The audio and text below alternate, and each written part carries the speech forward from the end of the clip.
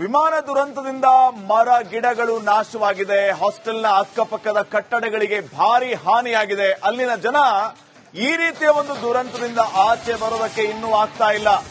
ಆತಂಕದಲ್ಲಿಯೇ ಕಾಲ ಕಳೆಯುವ ಪರಿಸ್ಥಿತಿ ನಿರ್ಮಾಣ ಆಗಿದೆ. ಬೆಂಕಿಯಲ್ಲಿ ಬೆಂದು ಹೋಗಿವೆ ಮರಗಳು. ವಿಮಾನ ಪತನವಾದ ಸ್ಥಳದಿಂದ ನಿಮ್ಮ ರಿಪಬ್ಲಿಕ್ ಕನ್ನಡ ಗ್ರೌಂಡ್ ರಿಪೋರ್ಟ್ ಅನ್ನು ನೀಡ್ತಾ ಇದೆ. ಅಹಮದಾಬಾದ್ನ ಮೇಘಾನಿ ನಗರದಲ್ಲಿ ಸದ್ಯ ಯಾವ ರೀತಿಯ ಪರಿಸ್ಥಿತಿ ಇದೆ, ಈ ವಿಮಾನ ಪತನ ಆದ ಮೇಲೆ ಅಲ್ಲಿ ಯಾವ ರೀತಿಯ ಪರಿಸ್ಥಿತಿ, ಬನ್ನಿ ನೋಡ್ತಾ ಹೋಗೋಣ. ಎನ್ಎಸ್ಜಿಯ ಅಧಿಕಾರಿಗಳು ಇಲ್ಲಿ ಬಂದು, ಎನ್ಎಸ್ಜಿಯ 3 ಸಿಬ್ಬಂದಿ ಬಂದು ಇಲ್ಲಿ ಎವಿಡೆನ್ಸ್ ಅನ್ನ ಸಂಗ್ರಹ ಮಾಡುವಂತ ಕೆಲಸವನ್ನ ಮಾಡ್ತಿರುವಂತದ್ದು. ಮಾಸ್ಕ್ ಅನ್ನು ಧರಿಸಿದ್ದಾರೆ, ಗ್ಲೌಸ್ ಅನ್ನ ಧರಿಸಿದ್ದಾರೆ, ಒಂದಿಷ್ಟು ಖಾಲಿ ಪ್ಯಾಕೆಟ್ ಗಳನ್ನ ತಂದಿರುವಂತದ್ದು, ಅದರಲ್ಲಿ ವಿಮಾನದ ಅವಶೇಷಗಳನ್ನ ತುಂಬಿಸುವಂತ ಕೆಲಸವನ್ನ ಮಾಡ್ತಿದ್ದಾರೆ. ಹಗ್ಗವನ್ನ ತಂದು ಅಳಿಯುವಂತ ಹಾಗೂ ಆ ಒಂದು ಪ್ರದೇಶವನ್ನ ಸೆಕ್ಯೂರ್ ಮಾಡುವಂತ ಕೆಲಸವನ್ನು ಕೂಡ ಈಗಾಗಲೇ ಮಾಡಿ ವಾಪಸ್ ಈ ಸದ್ಯದ ಮಟ್ಟಿಗೆ ಆ ಕಟ್ಟಡದಿಂದ ಕೆಳಗಡೆ ಇಳಿದಿದ್ದಾರೆ ಎನ್ಎಸ್ಜಿಯ ಅಧಿಕಾರಿಗಳು.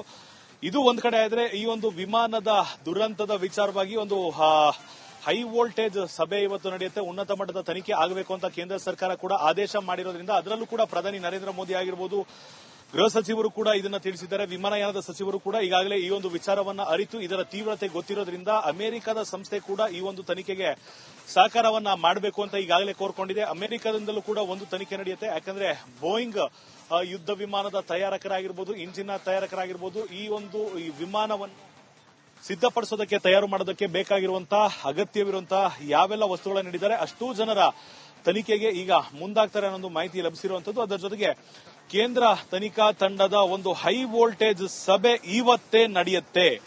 ಯಾವೆಲ್ಲ ಆಯಾಮಗಳಲ್ಲಿ ನಡೆಯುತ್ತೆ, ಯಾರೆಲ್ಲ ಭಾಗಿಯಾಗ್ತಾರೆ, ಈ ಒಂದು ವಿಮಾನ ಟೇಕ್ ಆಫ್ ಆಗೋದಕ್ಕೂ ಮೊದಲೇ, ಅಂದ್ರೆ ಟೇಕ್ ಆಫ್ ಆದ ಕೆಲವೇ ಕ್ಷಣಗಳಲ್ಲಿ ಈ ಒಂದು ವಿಮಾನವೇ ತನ್ನ ಜೀವವನ್ನ ಕಳೆದುಕೊಂಡು 241 ಜನರ ಬಲಿಯನ್ನ ಪಡೆಯುತ್ತೆ. ಅದರ ಜೊತೆಗೆ ನ್ಯಾಯಾಂಗ ತನಿಖೆ ಕೂಡ ಆಗುವಂತ ಸಾಧ್ಯತೆನ ನಾವು ಈ ಸರಿ ನೋಡ್ತಾ ಇರುವಂತದ್ದು. ಇದಾದ ನಂತರ ಇರುವಂತ ಅನೇಕ ಆಯಾಮ ಬೆಳವಣಿಗೆಯನ್ನು ಕೂಡ ರಿಪಬ್ಲಿಕ್ ಕನ್ನಡದಲ್ಲಿ ತೋರಿಸ್ತೀವಿ. ಕ್ಯಾಮರಾ ಪರ್ಸನ್ ಮಹೇಶ್ ಜೊತೆ ಅಭಿಷೇಕ್ ಬಿವಿ, ರಿಪಬ್ಲಿಕ್ ಕನ್ನಡ, ಅಹಮದಾಬಾದ್. ವಿಮಾನ ದುರಂತದಿಂದ ಮರ ಗಿಡಗಳು ನಾಶವಾಗಿದೆ. ಹಾಸ್ಟೆಲ್ನ ಅಕ್ಕಪಕ್ಕದ ಕಟ್ಟಡಗಳಿಗೆ ಭಾರಿ ಹಾನಿಯಾಗಿದೆ. ಅಲ್ಲಿನ ಜನ ಈ ರೀತಿಯ ಒಂದು ದುರಂತದಿಂದ ಆಚೆ ಬರೋದಕ್ಕೆ ಇನ್ನೂ ಆಗ್ತಾ ಇಲ್ಲ. ಆತಂಕದಲ್ಲಿಯೇ ಕಾಲ ಕಳೆಯುವ ಪರಿಸ್ಥಿತಿ ನಿರ್ಮಾಣ ಆಗಿದೆ.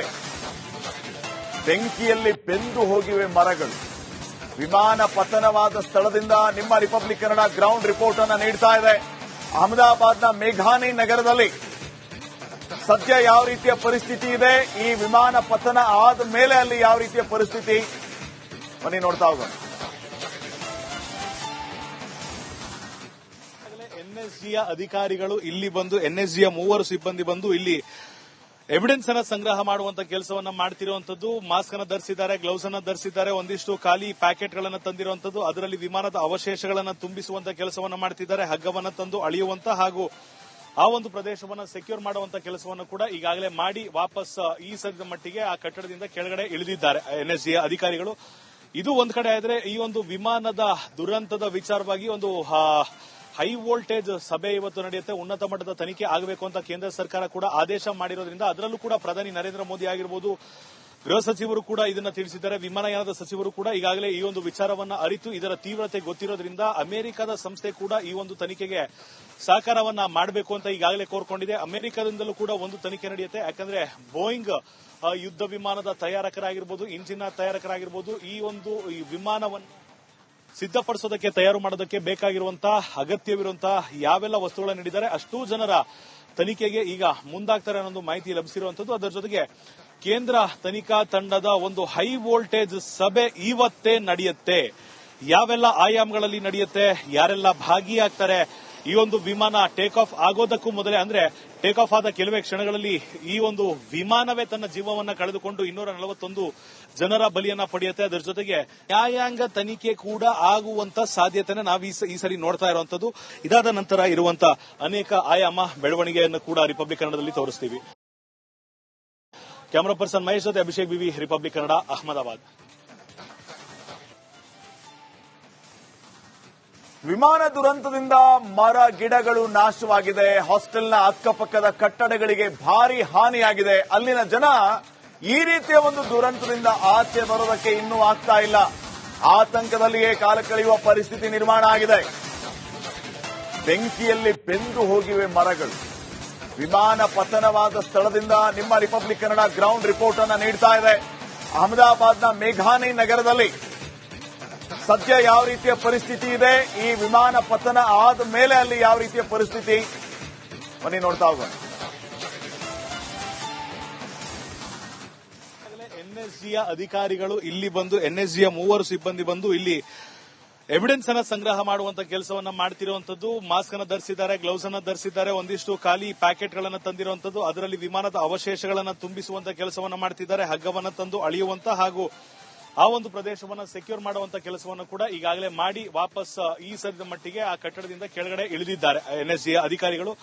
ಇದು ಒಂದ್ ಕಡೆ ಆದ್ರೆ, ಈ ಒಂದು ವಿಮಾನದ ದುರಂತದ ವಿಚಾರವಾಗಿ ಒಂದು ಹೈ ವೋಲ್ಟೇಜ್ ಸಭೆ ಇವತ್ತು ನಡೆಯುತ್ತೆ. ಉನ್ನತ ಮಟ್ಟದ ತನಿಖೆ ಆಗಬೇಕು ಅಂತ ಕೇಂದ್ರ ಸರ್ಕಾರ ಕೂಡ ಆದೇಶ ಮಾಡಿರೋದ್ರಿಂದ, ಅದರಲ್ಲೂ ಕೂಡ ಪ್ರಧಾನಿ ನರೇಂದ್ರ ಮೋದಿ ಆಗಿರಬಹುದು, ಗೃಹ ಸಚಿವರು ಕೂಡ ಇದನ್ನ ತಿಳಿಸಿದ್ದಾರೆ. ವಿಮಾನಯಾನದ ಸಚಿವರು ಕೂಡ ಈಗಾಗಲೇ ಈ ಒಂದು ವಿಚಾರವನ್ನ ಅರಿತು ಇದರ ತೀವ್ರತೆ ಗೊತ್ತಿರೋದ್ರಿಂದ ಅಮೆರಿಕದ ಸಂಸ್ಥೆ ಕೂಡ ಈ ಒಂದು ತನಿಖೆಗೆ ಸಹಕಾರವನ್ನ ಮಾಡಬೇಕು ಅಂತ ಈಗಾಗಲೇ ಕೋರ್ಕೊಂಡಿದೆ. ಅಮೆರಿಕದಿಂದಲೂ ಕೂಡ ಒಂದು ತನಿಖೆ ನಡೆಯುತ್ತೆ. ಯಾಕಂದ್ರೆ ಬೋಯಿಂಗ್ ಯುದ್ಧ ವಿಮಾನದ ತಯಾರಕರಾಗಿರ್ಬೋದು, ಇಂಜಿನ್ ತಯಾರಕರಾಗಿರ್ಬೋದು, ಈ ವಿಮಾನವನ್ನು ಸಿದ್ಧಪಡಿಸೋದಕ್ಕೆ, ತಯಾರು ಮಾಡೋದಕ್ಕೆ ಬೇಕಾಗಿರುವಂತಹ ಅಗತ್ಯವಿರುವಂತಹ ಯಾವೆಲ್ಲ ವಸ್ತುಗಳನ್ನು ನೀಡಿದ್ದಾರೆ ಅಷ್ಟೂ ಜನರ ತನಿಖೆಗೆ ಈಗ ಮುಂದಾಗ್ತಾರೆ ಅನ್ನೋ ಮಾಹಿತಿ ಲಭಿಸಿರುವಂತದ್ದು. ಅದರ ಜೊತೆಗೆ ಕೇಂದ್ರ ತನಿಖಾ ತಂಡದ ಒಂದು ಹೈ ವೋಲ್ಟೇಜ್ ಸಭೆ ಇವತ್ತೇ ನಡೆಯುತ್ತೆ.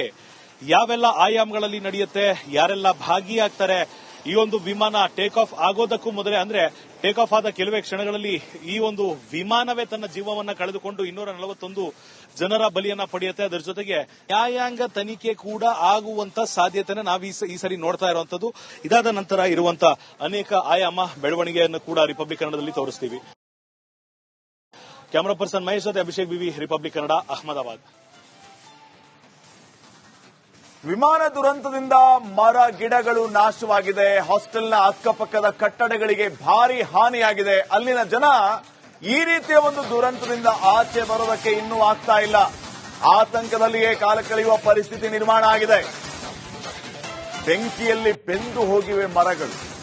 ವಿಮಾನ ಪತನವಾದ ಸ್ಥಳದಿಂದ ನಿಮ್ಮ ರಿಪಬ್ಲಿಕ್ ಕನ್ನಡ ಗ್ರೌಂಡ್ ರಿಪೋರ್ಟ್ ಅನ್ನು ನೀಡ್ತಾ ಇದೆ.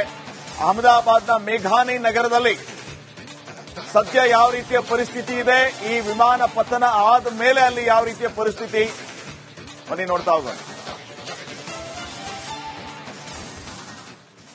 ಎನ್ಎಸ್ಜಿಯ ಅಧಿಕಾರಿಗಳು ಇಲ್ಲಿ ಬಂದು, ಎನ್ಎಸ್ಜಿಯ 3 ಸಿಬ್ಬಂದಿ ಬಂದು ಇಲ್ಲಿ ಎವಿಡೆನ್ಸ್ ಅನ್ನ ಸಂಗ್ರಹ ಮಾಡುವಂತ ಕೆಲಸವನ್ನ ಮಾಡ್ತಿರುವಂತದ್ದು. ಮಾಸ್ಕ್ ಅನ್ನ ಧರಿಸಿದ್ದಾರೆ, ಗ್ಲೌಸ್ ಅನ್ನ ಧರಿಸಿದ್ದಾರೆ, ಒಂದಿಷ್ಟು ಖಾಲಿ ಪ್ಯಾಕೆಟ್ ಗಳನ್ನ ತಂದಿರುವಂತದ್ದು, ಅದರಲ್ಲಿ ವಿಮಾನದ ಅವಶೇಷಗಳನ್ನ ತುಂಬಿಸುವಂತ ಕೆಲಸವನ್ನ ಮಾಡ್ತಿದ್ದಾರೆ. ಹಗ್ಗವನ್ನ ತಂದು ಅಳಿಯುವಂತ ಹಾಗೂ ಆ ಒಂದು ಪ್ರದೇಶವನ್ನ ಸೆಕ್ಯೂರ್ ಮಾಡುವಂತ ಕೆಲಸವನ್ನು ಕೂಡ ಈಗಾಗಲೇ ಮಾಡಿ ವಾಪಸ್ ಈ ಸದ್ಯದ ಮಟ್ಟಿಗೆ ಆ ಕಟ್ಟಡದಿಂದ ಕೆಳಗಡೆ ಇಳಿದಿದ್ದಾರೆ ಎನ್ಎಸ್ಜಿಯ ಅಧಿಕಾರಿಗಳು. ಇದು ಒಂದ್ ಕಡೆ ಆದ್ರೆ, ಈ ಒಂದು ವಿಮಾನದ ದುರಂತದ ವಿಚಾರವಾಗಿ ಒಂದು ಹೈ ವೋಲ್ಟೇಜ್ ಸಭೆ ಇವತ್ತು ನಡೆಯುತ್ತೆ. ಉನ್ನತ ಮಟ್ಟದ ತನಿಖೆ ಆಗಬೇಕು ಅಂತ ಕೇಂದ್ರ ಸರ್ಕಾರ ಕೂಡ ಆದೇಶ ಮಾಡಿರೋದ್ರಿಂದ, ಅದರಲ್ಲೂ ಕೂಡ ಪ್ರಧಾನಿ ನರೇಂದ್ರ ಮೋದಿ ಆಗಿರಬಹುದು, ಗೃಹ ಸಚಿವರು ಕೂಡ ಇದನ್ನ ತಿಳಿಸಿದ್ದಾರೆ. ವಿಮಾನಯಾನದ ಸಚಿವರು ಕೂಡ ಈಗಾಗಲೇ ಈ ಒಂದು ವಿಚಾರವನ್ನ ಅರಿತು ಇದರ ತೀವ್ರತೆ ಗೊತ್ತಿರೋದ್ರಿಂದ ಅಮೆರಿಕದ ಸಂಸ್ಥೆ ಕೂಡ ಈ ಒಂದು ತನಿಖೆಗೆ ಸಹಕಾರವನ್ನ ಮಾಡಬೇಕು ಅಂತ ಈಗಾಗಲೇ ಕೋರ್ಕೊಂಡಿದೆ. ಅಮೆರಿಕದಿಂದಲೂ ಕೂಡ ಒಂದು ತನಿಖೆ ನಡೆಯುತ್ತೆ. ಯಾಕಂದ್ರೆ ಬೋಯಿಂಗ್ ಯುದ್ಧ ವಿಮಾನದ ತಯಾರಕರಾಗಿರ್ಬೋದು, ಇಂಜಿನ್ ತಯಾರಕರಾಗಿರ್ಬೋದು, ಈ ವಿಮಾನವನ್ನು ಸಿದ್ಧಪಡಿಸೋದಕ್ಕೆ, ತಯಾರು ಮಾಡೋದಕ್ಕೆ ಬೇಕಾಗಿರುವಂತಹ ಅಗತ್ಯವಿರುವಂತಹ ಯಾವೆಲ್ಲ ವಸ್ತುಗಳನ್ನು ನೀಡಿದ್ದಾರೆ ಅಷ್ಟೂ ಜನರ ತನಿಖೆಗೆ ಈಗ ಮುಂದಾಗ್ತಾರೆ ಅನ್ನೋ ಮಾಹಿತಿ ಲಭಿಸಿರುವಂತದ್ದು. ಅದರ ಜೊತೆಗೆ ಕೇಂದ್ರ ತನಿಖಾ ತಂಡದ ಒಂದು ಹೈ ವೋಲ್ಟೇಜ್ ಸಭೆ ಇವತ್ತೇ ನಡೆಯುತ್ತೆ. ಯಾವೆಲ್ಲ ಆಯಾಮಗಳಲ್ಲಿ ನಡೆಯುತ್ತೆ, ಯಾರೆಲ್ಲ ಭಾಗಿಯಾಗ್ತಾರೆ, ಈ ಒಂದು ವಿಮಾನ ಟೇಕ್ ಆಫ್ ಆಗೋದಕ್ಕೂ ಮೊದಲೇ, ಅಂದ್ರೆ ಟೇಕ್ ಆಫ್ ಆದ ಕೆಲವೇ ಕ್ಷಣಗಳಲ್ಲಿ ಈ ಒಂದು ವಿಮಾನವೇ ತನ್ನ ಜೀವವನ್ನ ಕಳೆದುಕೊಂಡು 241 ಜನರ ಬಲಿಯನ್ನ ಪಡೆಯುತ್ತೆ. ಅದರ ಜೊತೆಗೆ ನ್ಯಾಯಾಂಗ ತನಿಖೆ ಕೂಡ ಆಗುವಂತ ಸಾಧ್ಯತೆನ ನಾವು ಈ ಸರಿ ನೋಡ್ತಾ ಇರುವಂತದ್ದು. ಇದಾದ ನಂತರ ಇರುವಂತ ಅನೇಕ ಆಯಾಮ ಬೆಳವಣಿಗೆಯನ್ನು ಕೂಡ ರಿಪಬ್ಲಿಕ್ ಕನ್ನಡದಲ್ಲಿ ತೋರಿಸ್ತೀವಿ. ಕ್ಯಾಮರಾ ಪರ್ಸನ್ ಮಹೇಶ್ ಜೊತೆ ಅಭಿಷೇಕ್ ಬಿವಿ, ರಿಪಬ್ಲಿಕ್ ಕನ್ನಡ, ಅಹಮದಾಬಾದ್.